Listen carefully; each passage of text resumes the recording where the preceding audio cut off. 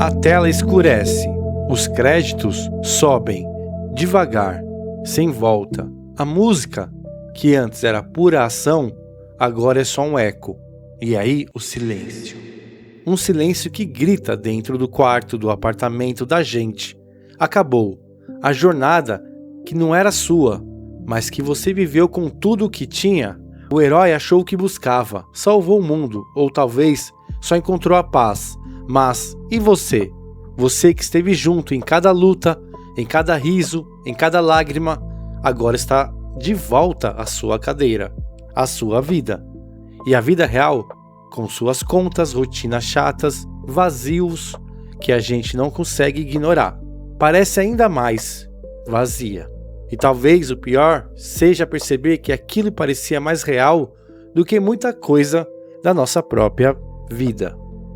Essa é a crise de identidade que bate quando a história do herói acaba, mas a nossa vida comum segue em frente. É como se a gente ficasse órfão de um mundo que nunca foi nosso, mas que por um tempo pareceu mais real que a própria realidade. Talvez você já tenha sentido isso e nunca conseguiu explicar. É o vazio. Mas o que é esse vazio? E por que ele nos persegue com tanta força? A ciência diz que o nosso cérebro é uma máquina de criar laços, de se conectar. Mas tem um lado curioso. Ele não diferencia com tanta clareza a dor de um amigo de verdade da dor de um personagem na tela. Isso se chama interação parasocial. É um investimento de tempo, emoção, de uma parte da nossa própria identidade. Não somos só observadores, a gente constrói pontes de empatia para mundos que não existem. Quando a gente acompanha uma série por meses ou anos, nosso cérebro, a parte das emoções, começa a tratar esses personagens como parte da nossa tribo. Quando eles sofrem, a dor é real. Quando eles triunfam, a alegria é a mesma que a gente sentiria ao ver um amigo vencer. É uma via de mão única. Sim, mas com um impacto real na nossa mente. O vazio que a gente sente no fim de uma obra é, no fundo, um processo de luto. Um luto por alguém que nunca existiu, mas que ocupou um espaço importante da nossa rotina e dos nossos pensamentos. Parece loucura, eu sei. Essa conexão fica ainda mais forte pelo jeito que os animes contam suas histórias. Diferente de um filme curto, uma série que nos deixa conviver com o personagem nos momentos bons e ruins, a gente vê eles crescerem, errarem e, o mais importante, nos momentos de solidão, é nesse silêncio compartilhado que a conexão se aprofunda. A gente vira confidente das dores deles, criando uma identidade que muitas vezes não temos com as pessoas do nosso lado. Quantas pessoas na sua vida real você conhece tão profundamente quanto esses personagens? Pense em Gon, de Hunter x Hunter, e a sua busca incessante pelo pai, ou Thorfinn, de Vinland Saga, e sua jornada de vingança que se transforma em uma busca por um paraíso sem guerra. Esses personagens muitas vezes nos mostram uma vulnerabilidade masculina, que a gente quase não vê na vida real. Eles choram, falham, se perdem, e ao fazer isso, nos dão permissão para sentir. Eles viram espelhos para as nossas próprias dores, para a pressão de ser forte que a sociedade impõe.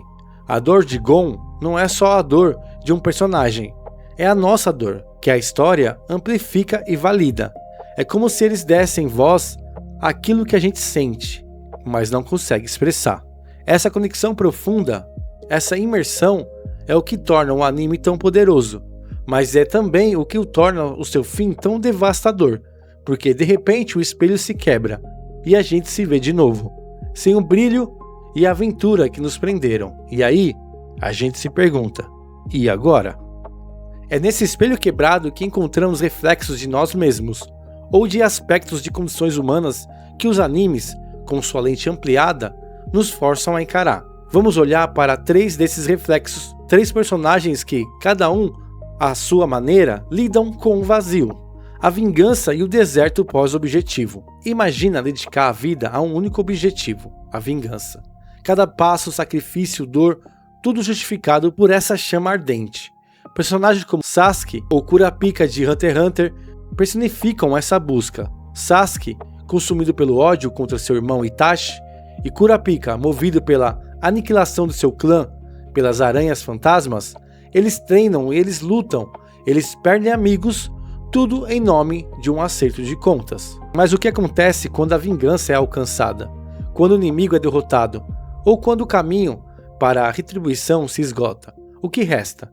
Para Sasuke, a vingança baseada na mentira do sacrifício do Itachi o deixou num vácuo existencial. O ódio era sua gravidade. Sem ele, ele flutuava sem direção. Para Kurapika, a situação é ainda mais trágica. Cada passo para recuperar os olhos de seu clã o afasta de uma vida normal. Ele vira uma arma viva. E suas correntes prendem não só os inimigos, mas a sua própria capacidade de amar e ser livre. O vazio que Kurapika sente após cada vitória é visível. Não há satisfação, só o peso de uma promessa que o impede de viver o presente. O objetivo que dava sentido à sua existência desaparece. E eles são deixados em um deserto emocional, sem bússola, sem propósito. A vingança, no fim, é uma promessa vazia. Promete encerramento, mas entrega só o silêncio de um caminho de batalha. Consome o futuro em nome de um passado que não pode ser mudado, deixando cinzas onde deveria haver vida. Não é irônico como a busca por algo pode nos deixar com menos do que tínhamos antes? Em muitos animes somos apresentados a mundos onde o extraordinário é a norma. Heróis com poderes divinos, vilões que podem destruir planetas, e então há aqueles que são comuns. Personagens como Krillin em Dragon Ball ou Rock Lee de Naruto, eles não nasceram com talentos inatos, não possuem linhagens poderosas, nem dons sobrenaturais. Eles são, em essência, nós. A dor desses personagens não é a dor da derrota, mas a dor da irrelevância. É a consciência de que, por mais que seus corações ardam como o do protagonista, seus corpos e talentos têm um limite. Eles nunca serão os escolhidos, os herdeiros de profecias ou os que têm poderes ancestrais. Mas é exatamente aqui que está a maior força deles. Kuririn, em Dragon Ball, talvez o humano mais forte da Terra, mas vive num mundo onde ser o mais forte da Terra é quase nada perto de deuses da destruição.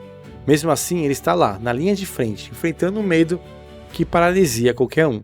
Rock Lee em Naruto é um lembrete de que o esforço nem sempre supera o talento, mas é o que nos dá dignidade. A aceitação da própria limitação, a bravura de lutar mesmo sabendo que o resultado é a queda, é o mais puro ato de estoicismo. Eles nos ensinam que o valor de uma vida não é medido pelo impacto dos cosmos, mas pela integridade com que enfrentamos nossas pequenez. O vazio aqui é a percepção da própria insignificância num universo indiferente. A beleza de ser humano está na nossa teimosia, recusa em ser irrelevante para nós mesmos. Nanami Kento e a busca por propósito no mundano.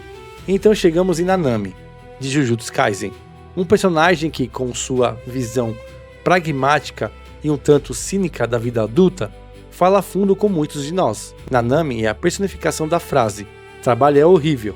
Ele largou a vida de feiticeiro Jujutsu para ser um assalariado, um CLT, buscando uma vida normal, longe dos perigos e da loucura do mundo das maldições. Mas ele descobre que o mundo corporativo, com suas luzes, planilhas infinitas e a busca obsessiva pelo lucro dos outros, é um vazio diferente, mas igualmente opressor. É o vazio da alma sendo drenada por uma rotina que não produz nada além de capital para quem já o tem. Nanami percebe que a vida adulta moderna é, muitas vezes, uma sucessão de atos sem significado. Ele volta ao mundo de Jujutsu não por um ideal heróico, mas por uma conclusão lógica e quase triste. Entre dois tipos de desespero, ele escolhe aquele onde suas ações têm um impacto direto e humano. É o que ele chama de ser menos pior.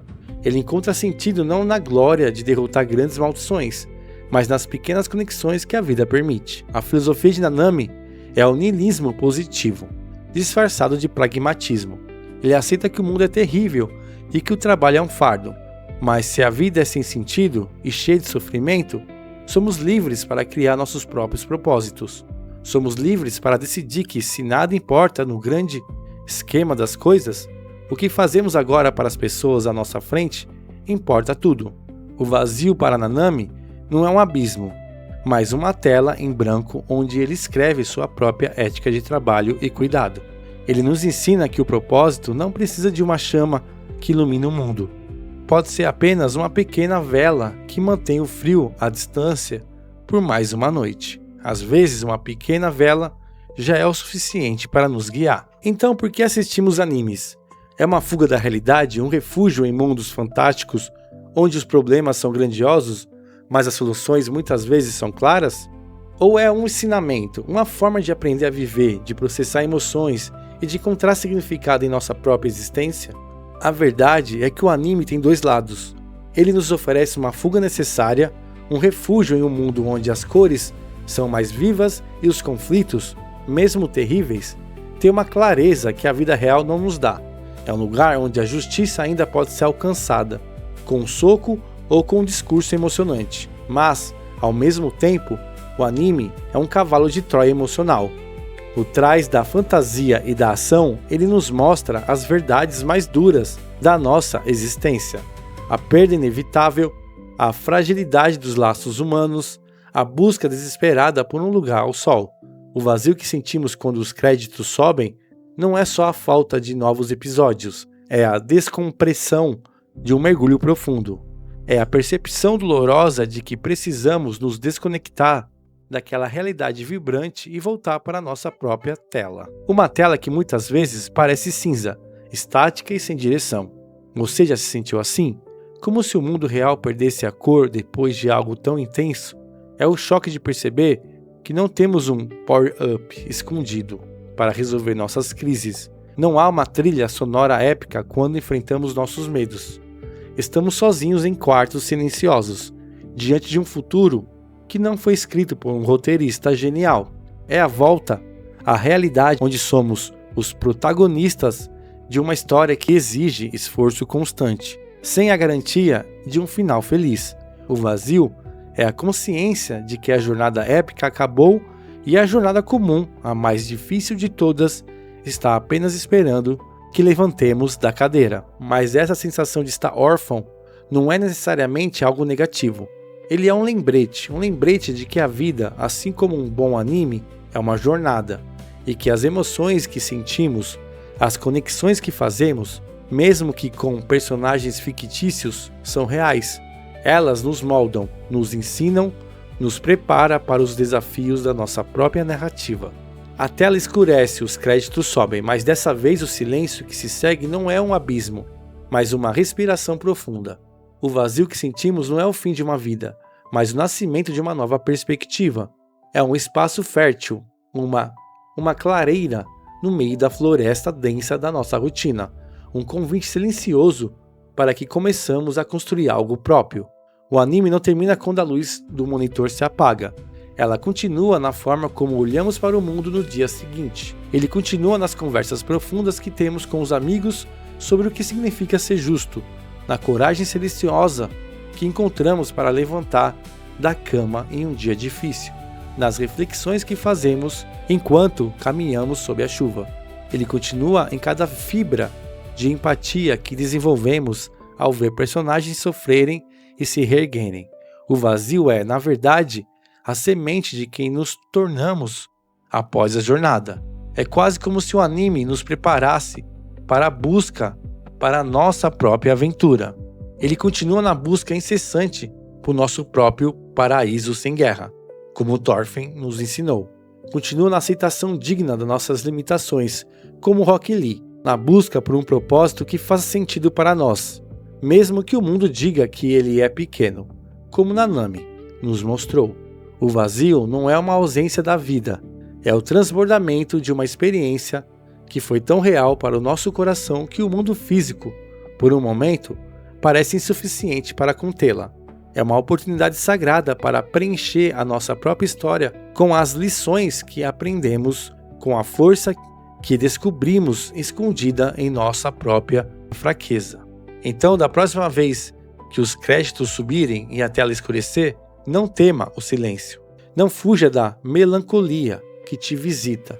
Abrace como se fosse um velho amigo que acaba de se despedir, para que você possa seguir seu próprio caminho. Deixa que esse vazio seja o catalisador para a sua próxima grande aventura.